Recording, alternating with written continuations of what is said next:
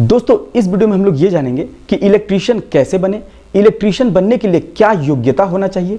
इसके अलावा इलेक्ट्रीशियन पद पर नियुक्त होने के लिए इंटरव्यू में किस किस प्रकार के सवाल पूछे जाते हैं और आप उसका जवाब कैसे दीजिएगा, तो इन सब के बारे में आप लोगों को पूरा डिटेल इस वीडियो में बताने वाले हैं। तो चलिए दोस्तों वीडियो शुरू करते हैं। दोस्तों आज के समय में हर एक काम मशीन से होने लगा है, चाहे वो आपका घर का कोई छोटा मोटा काम हो या फिर कोई छोटे मोटे इंडस्ट्री की बात करें या फिर बड़े बड़े उद्योग की बात करें, तो सभी जगह पे हर एक काम लगभग आज के टाइम पे इलेक्ट्रिकल से रिलेटेड होने लगा है, यानी कि वहाँ पे इलेक्ट्रिकल का रिक्वायरमेंट बढ़ने लगा है। तो दोस्तों यदि आप इस क्षेत्र से जुड़ करके अपना करियर बनाना चाहते हैं तो इस क्षेत्र में career opportunity day by day बढ़ रहा है। तो आपको बता दें कि आज के समय ये देखा जा रहा है कि इस क्षेत्र में लोगों को बहुत ही अच्छा अपॉर्चुनिटी मिलने के कारण महीने का 25 से 50 हजार रुपए तक अर्न कर रहे हैं। तो क्या आप इस क्षेत्र से जुड़ करके 25 से 50 हजार रुपए तक अर्न करना चाहते हैं? यदि हाँ, तो दोस्तों ये एक वीडियो आपके लिए बहुत ही ज़्यादा इंपॉर्टेंट होने वाला है, तो इसको आप लास्ट तक जरूर देखिएगा। तो चलिए दोस्तों एक एक करके हम आप लोगों को बताना शुरू करते हैं। तो दोस्तों सबसे पहले ये जानते हैं कि इलेक्ट्रीशियन कहते किसको हैं। तो आपको बता दें कि बिजली से चलने वाली जो भी यंत्र हैं, जैसे कि पंखा है, टीवी है, फ्रिज है, कूलर है, या फिर कोई मोटर है, या फिर कोई बड़ा बड़ा मशीन है जो कि उद्योग में लगे होते हैं और वो विद्युत से चलते हैं, तो दोस्तों ऐसे यंत्र की मरम्मत करने वाले या फिर इनका निर्माण करने वाले को इलेक्ट्रीशियन कहते हैं। अब नेक्स्ट ये जानते हैं कि इलेक्ट्रीशियन बनने के लिए क्या योग्यता होना चाहिए, यानी कि इलेक्ट्रीशियन कौन बन सकता है। तो दोस्तों आपको बता दें कि इसके लिए आपको ITI करना होगा, वो भी इलेक्ट्रिकल ट्रेड से। इसके अलावा यदि आप डिप्लोमा किए हुए हैं इलेक्ट्रिकल ट्रेड से तो भी आप इलेक्ट्रीशियन बन सकते हैं। दोस्तों अब बात करते हैं इंटरव्यू की, यानी कि यदि आप इलेक्ट्रीशियन के क्षेत्र में करियर बनाना चाहते हैं और कोई कंपनी में जाकर के जॉब करना चाहते हैं, तो दोस्तों वहां पे इंटरव्यू में किस किस प्रकार के सवाल पूछे जाते हैं और आप उसका जवाब किस प्रकार से दे सकते हैं, तो इसके बारे में चलिए अब हम डिटेल में चर्चा करते हैं। तो दोस्तों सबसे पहले आपको ये पूछा जाएगा कि आपका इंट्रोडक्शन क्या है। जब आप अपना नाम वगैरह बताएंगे उसके बाद दोस्तों आपको आपका ट्रेड यानी कि इलेक्ट्रिकल से रिलेटेड क्वेश्चंस पूछा जाएगा। तो वहां पे सबसे ज़्यादा जो पूछा जाता है उन सब क्वेश्चंस को एक एक करके बताते हैं। तो सबसे पहले आपसे ये पूछा जा सकता है कि फ्यूज क्या होता है। तो दोस्तों इसका जवाब आप दे सकते हैं कि किसी भी सर्किट को बचाने के लिए बीच में लगाया गया पतला वायर को फ्यूज कहते हैं। दोस्तों नेक्स्ट जो पूछा जाता है वो ये कि MCB क्या होता है। तो दोस्तों MCB कोई बड़े सर्किट में पावर लोड को बचाने के लिए, यदि उसमें पावर लोड ज़्यादा हो जाता है तो वो ड्रिप कर जाता है यानी गिर जाता है, तो ओवरलोड से बचाने के लिए यदि कोई सर्किट में यूज किया गया है तो उसको MCB कहते हैं। दोस्तों यहाँ से इन दोनों के बीच में डिफरेंस भी पूछा जा सकता है कि फ्यूज और MCB में क्या अंतर है। तो दोस्तों आप ये बता सकते हैं कि फ्यूज केवल सिंगल सर्किट के लिए यूज किया जाता है, वहीं MCB जो है वो मल्टीपल सर्किट के लिए यूज किया जाता है। अब दोस्तों नेक्स्ट क्वेश्चन जो अक्सर पूछा जाता है वो ये कि वायर क्या होता है। तो दोस्तों वायर में जिसमें इंसुलेटर नहीं लगा होता है उसको वायर कहते हैं। यहीं से आपसे एक और क्वेश्चन पूछा जा सकता है कि केबल क्या होता है। तो दोस्तों इसका जवाब है कि जिसमें इंसुलेटर लगा होता है उसको हम केबल कहते हैं। यहाँ से वायर और केबल में डिफरेंस भी पूछा जा सकता है। तो इसका डिफरेंस में आप ये बता सकते हैं कि जिसमें इंसुलेटर लगा होता है उसको वायर केबल कहते हैं और जिसमें नहीं लगा होता है उसको वायर कहते हैं। दोस्तों अब नेक्स्ट अक्सर क्वेश्चन जो पूछा जाता है वो ये कि AC करंट और DC करंट से आप क्या समझते हैं। तो दोस्तों आपको यहाँ पे दोनों का मतलब समझाना होगा कि AC जो है वो अल्टरनेटिंग करंट है और DC है डायरेक्ट करंट। तो दोस्तों ये दोनों किस चीज़ से जनरेट होता है, तो आपको ये बताना है कि AC करंट आपका पावर प्लांट में बनता है, वहीं DC करंट जो है वो बैटरी से उत्पन्न होता है या फिर सोलर प्लांट से उत्पन्न होता है। तो इस तरह से आप डिफरेंस बता सकते हैं। इसके अलावा आप ये बता सकते हैं कि AC करंट का जो हर्ट्ज है वो 50 हर्ट्ज होता है, वहीं पे DC करंट का हर्ट्ज है वो 0 हर्ट्ज होता है। तो इस प्रकार से आप दोनों का डिफरेंस में भी बता सकते हैं और दोनों का आंसर में भी ये चीज़ बता सकते हैं। दोस्तों इसके अलावा आपको बहुत सारे जो इलेक्ट्रिकल से रिलेटेड इंस्ट्रूमेंट है वो सब आपको टेबल पर रख करके पहचानने के लिए बोलेगा कि आप बताइए कि इसमें ये फलाना इंस्ट्रूमेंट कौन सा है या ये फलाना टूल्स कौन सा है।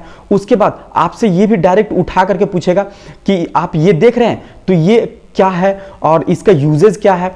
तो दोस्तों इस प्रकार से आपको इस क्षेत्र में जितने भी प्रकार के टूल्स यूज होते हैं उन सभी का नाम और वो क्या काम करता है वो सब जानकारी आपको होना चाहिए, क्योंकि इंटरव्यू में लगभग हर जगह पे आपसे ये पूछा जाएगा।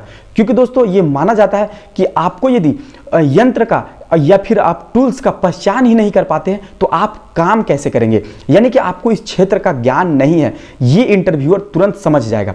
लेकिन यदि आपको इन सब चीज का ज्ञान है, आप किस किस प्रकार का टूल्स यूज करते हैं, उसका कैसे इस्तेमाल होता है, या फिर किस किस प्रकार का यंत्र होता है, जैसे कुछ टेस्टिंग करने का चीज होता है, कुछ एक टेस्टर होता है जो कि करंट टेस्ट किया जाता है, तो इन सब चीज से रिलेटेड।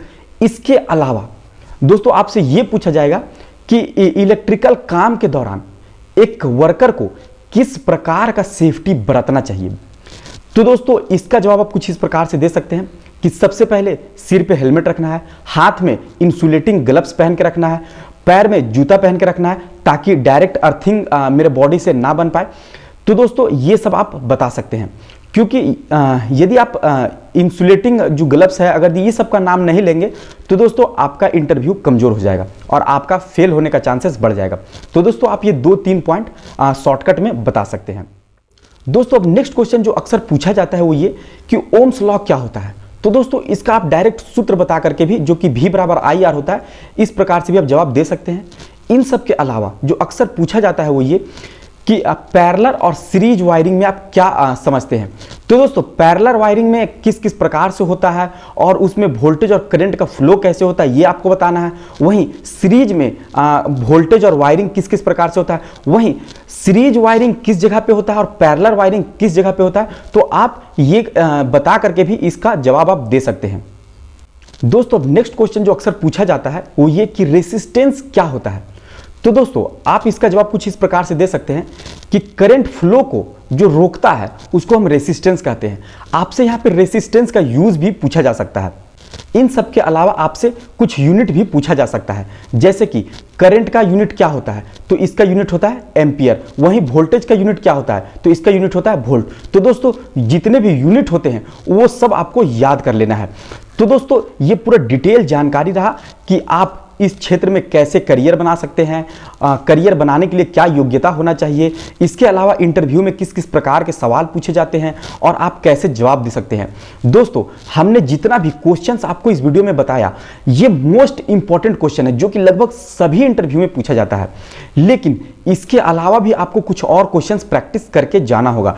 तो दोस्तों जब आप ITI कर रहे होंगे या फिर कर चुके होंगे तो उस समय आपको बहुत सारे इलेक्ट्रिकल ट्रेड से जानकारी दिया जाएगा, तो उस समय आपको एक नोट बना लेना है ताकि दोस्तों जब इंटरव्यू देने के लिए जाएं तो वहां पे आप जाने से पहले वो सभी क्वेश्चंस का प्रैक्टिस कर लें।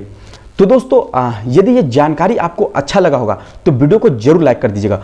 आपको एक बात बता दें कि दोस्तों आज जिस प्रकार से देश और विदेश में भी इस क्षेत्र में डिमांड बढ़ रहा है, तो दोस्तों आने वाले समय में यदि आप अभी प्रिपेयरिंग फेज में हैं या फिर अभी आप जॉब ढूंढ रहे हैं तो बहुत आसानी से आप जॉब पा सकते हैं। आपको बता दें कि यदि आप इंडिया में कुछ साल कोई अच्छे कंपनी में जॉब करके और आप विदेश जा करके इस क्षेत्र से जुड़ना चाहेंगे या कि काम करना चाहेंगे तो आपको बता दें कि वहां जाते ही यदि आपका सिलेक्शन हो गया वहां पे इंटरव्यू में तो वहां जाते ही आपका सैलरी 1-1.5 लाख रुपए से स्टार्ट हो सकता है। तो दोस्तों इस क्षेत्र को यानी कि इलेक्ट्रिकल क्षेत्र को आप निम्नतर मत आंकिएगा, क्योंकि दोस्तों ये बहुत ही बड़ा अपॉर्चुनिटी लोगों को दे रही है। आज के टाइम पे आपको बता दें कि केवल ग्रामीण क्षेत्र में ही लोगों ने इस क्षेत्र से जुड़ने का कोशिश कर रहे हैं। शहरी क्षेत्र में इसका रुझान बहुत कम है और थोड़ा बहुत है भी तो वो लोग डायरेक्ट बीटेक करते हैं।